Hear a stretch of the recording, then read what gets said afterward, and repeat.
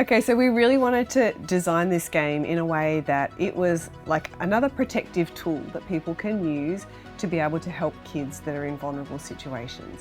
We're both mums, and so, you know, when kids are little and if you've got a pool in the backyard, you have a fence around it. When we're teaching our kids to ride bikes, we put helmets on their head.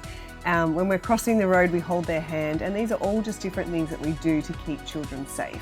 And that's really what we see the essence of this game is for, is to teach children some more strategies.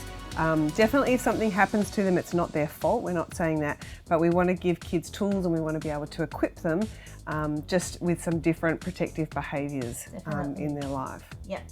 So as a part of doing the game, not only are we going to play the game, but also we're going to have time for discussion and activities with the children and young people that are going to touch on key issues around where are safe places, what is a safe place, what is safe touch. We all need to know appropriate boundaries around what is safe and unsafe touch.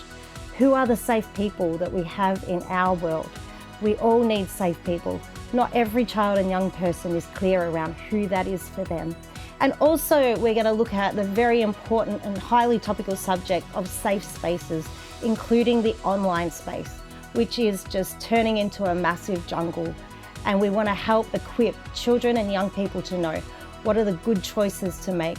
When is an online space safe and when is it unsafe?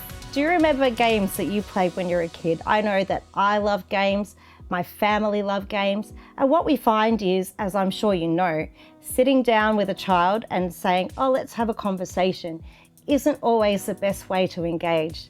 But when you get a small group of young people together and you're sitting around a game board and you're rolling a dice and you're moving around the board and getting to have conversations with them, what you'll find is people will start to open up and begin to share a part of their lives. One of the great things that I love about this game is actually the fact that every person has a character. So they're not actually having to be vulnerable around their own situation, but they get to navigate this game through the perspective of the character, and the questions and the answers that they give are around what would my character do?